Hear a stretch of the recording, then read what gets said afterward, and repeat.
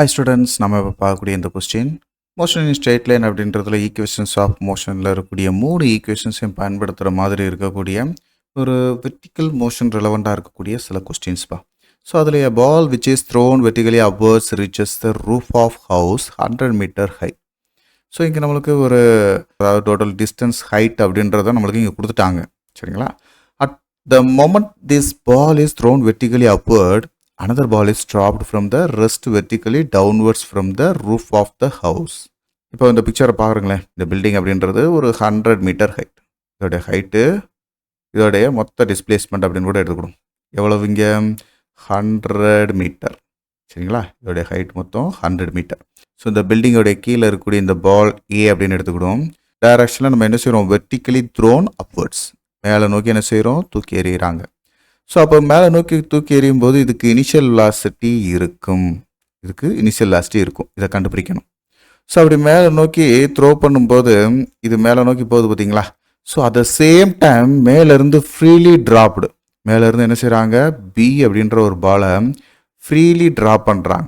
At which height will the balls pass each other அப்படின்னு கேட்டிருக்காங்க. அப்போது இந்த ரெண்டு பாலும் ஒரு பர்டிகுலர் பிளேஸில் ஏதோ ஒரு பாயிண்டில் நம்மளுக்கு என்ன செய்ய போகுது, மீட் பண்ண போகுது இல்லையா. இந்த பாயிண்ட்டை வேணால் நம்ம சீன்னு எடுத்துக்கணும். இந்த பாயிண்ட்டு சி. இந்த சி வரைக்கும் இருக்கக்கூடிய இந்த ஹைட்டு, இந்த பாட்டம் வரைக்கும் இருக்கக்கூடிய இந்த ஹைட்டை S1 அப்படின்னு எடுத்துக்கணும். இதுக்கு மேலே இருக்கக்கூடிய இந்த ஹைட்டை S2 அப்படின்னு நம்ம எடுத்துக்கணும் சரிங்களா. ஸோ இப்போ நம்ம எடுத்துக்கிட்டு இருக்கக்கூடிய இந்த S1 S2 நம்மளுக்கு என்னன்னு தெரியாது. இதை நம்ம என்ன செய்யணும், கண்டுபிடிக்கணும். கொஸ்டினில் கேட்டிருக்கிறதே at which height will the balls pass each அதர்னு கேட்டிருக்காங்க. அது கீழே இருந்து இந்த பாயிண்ட்டு சி அப்படின்றத S1 சொன்னாலும் சரி தான், அல்லது ரூஃபில் இருந்து இந்த பாட்டத்தை சொன்னாலும் சரி தான். இந்த ரெண்டு வெளியே நம்மளுக்கு S1 S2 கண்டுபிடிச்சா இதுக்கான ஆன்சர் நம்மளுக்கு கிடைச்சிரும். கீழேருந்து ஒரு பாலை நம்ம த்ரோ பண்ணுறோம் அப்படின்னா கண்டிப்பாக அந்த ஆப்ஜெக்ட் மேலே ரூஃபை ரீச் பண்ணுற இடத்துல அதோட வெலாசிட்டி 0 சரிங்களாப்பா, final velocity 0. At the same time B அப்படின்ற இந்த பால் இருக்கு இல்லையா, இது ஃப்ரீலி ட்ராப் பண்ணும்போது இனிஷியலாகவே இதோட வெலாசிட்டி 0. ஸோ அப்போது நாம் இந்த ரெண்டு டேர்மை பார்க்க வேண்டியிருக்கு. ஒன்று வெர்டிக்கலி த்ரோ அப்வர்ட்ஸ், இன்னொன்று ஃப்ரீலி ட்ராப் டவுன்வர்ட்ஸ். ஸோ தனித்தனியாக எழுதிக்கிடும். வெர்டிக்கலி த்ரோன் அப்வர்ட்ஸ் அப்படின்றது அட் A to C, இதுக்கான டிஸ்பிளேஸ்மெண்ட் இங்கே S1 அப்படின்னு நம்ம சொல்லியிருக்கோம் இல்லையா. தென் அடுத்ததாக freely drop downwards. Freely drop downwards அப்படின்றது P to C, மேலேருந்து ரூஃபில் இருந்து இந்த பாயிண்ட் ரீச் பண்ணுற வரைக்கும் ரெண்டும் பாஸ் பண்ணுற அந்த பாயிண்ட் இருக்குது பார்த்தீங்களா, கரெக்டாக எந்த இடத்துல ரெண்டும் மீட் பண்ணிக்கிட்டதோ அந்த பாயிண்ட். ஸோ இந்த ரெண்டையும் நம்மளுக்கு ஈஸியாக சிம்பிளிஃபை பண்ணுறதுக்கு என்னென்ன டேட்டா கொடுத்துருக்காங்க, அதை நம்ம எப்படி நம்ம யூஸ் பண்ணிக்கலாம் அப்படின்னு பார்ப்போம். இங்கே G = 9.8 m/s² அப்படின்னு கொடுத்துருக்காங்க இல்லையா. ஸோ இந்த வேல்யூ ஆக்சலரேஷன் வேல்யூ. அதாவது வெர்டிக்கல் மோஷனை பொறுத்த வரைக்கும் ஆக்சலரேஷன் அப்படின்றது கிராவிட்டி வேல்யூவை நம்ம எழுதுனா போதும். ஸோ அதில் கீழே இருந்து நம்ம த்ரோ பண்ணும்போது இந்த A வேல்யூ -Gன்னு இருக்கும். அதே இது மேலே இருந்து கீழே வரும்போது A = +G. A to C அப்படின்ற பாயிண்டில் நம்மளுக்கு அதுக்கான ஆக்சலரேஷன் பார்க்கும்போது A = -G. அதே இது P to C பார்க்கும்போது அதுக்கான ஆக்சலரேஷன் A = G.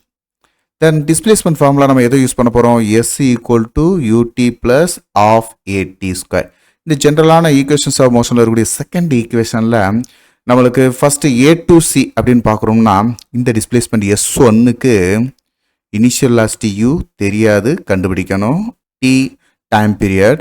தென் இந்த ஆக்சலரேஷன் நம்மளுக்கு என்ன சொன்னோம், நெகட்டிவாக இருக்குன்னு சொன்னோம், -G. ஸோ அதனால் இங்கே மைனஸ் போட்டு T² எழுதிக்கூடும். That is equation 1. Same like as the freely drop downwards P to C அப்படின்னு பார்க்கும்போது Bலேருந்து C வரைக்கும் இருக்கிறதுக்கான இந்த இடத்துல இருக்கக்கூடிய டிஸ்பிளேஸ்மெண்ட் S2 அப்படின்றதுக்கும் இதே போல் எழுதும்போது இந்த இடத்துல இனிஷியல் வெலாசிட்டி என்ன சொன்னோம், 0. ஃப்ரீலி ட்ராப் பண்ணுறதுக்கு இனிஷியல் வெலாசிட்டி 0. ஸோ அப்போது இனிஷியல் வெலாசிட்டி 0.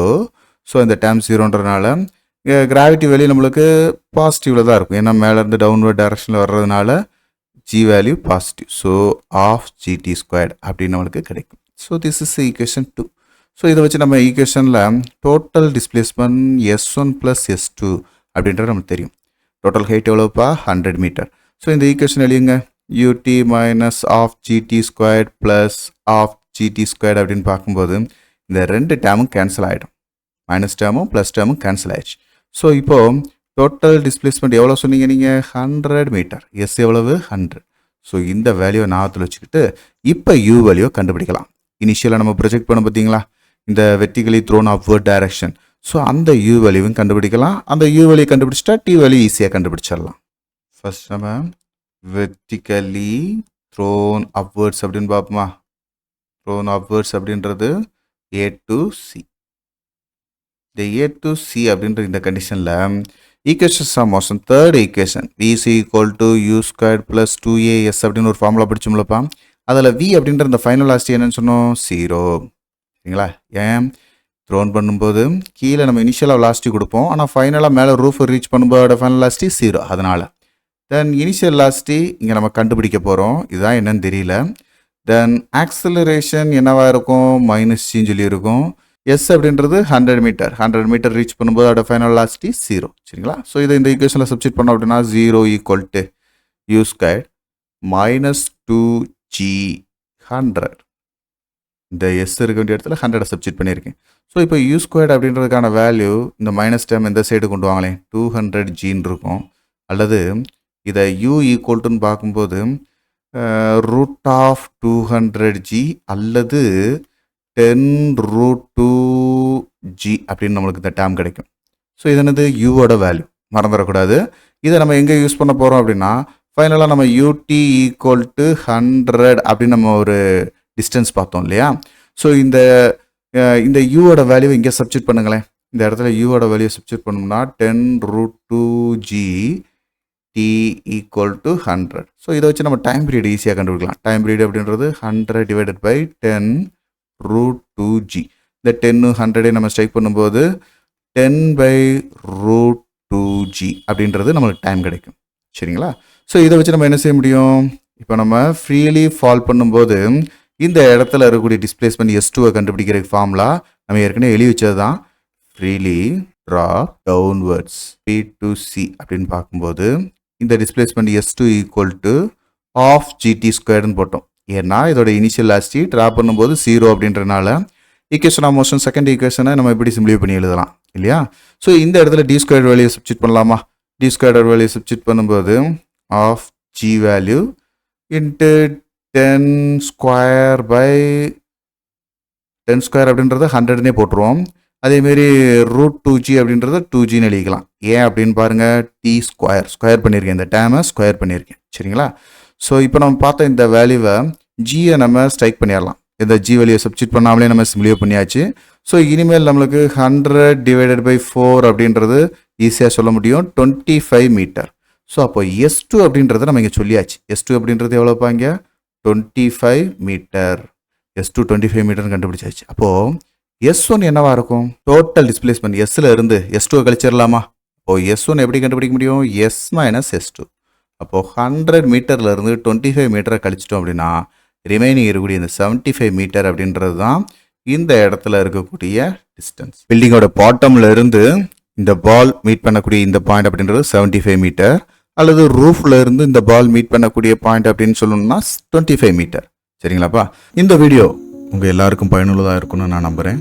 உங்களுக்கு இது ரொம்ப ஈஸியாக இருந்துச்சு அப்படின்னா மறக்காமல் லைக் பண்ணுங்க, நம்ம மிஸ்டர் பிசிக்ஸ் சேனலை சப்ஸ்கிரைப் பண்ணுங்க, உங்களுடைய நண்பர்களுக்கும் ஷேர் பண்ணுங்க.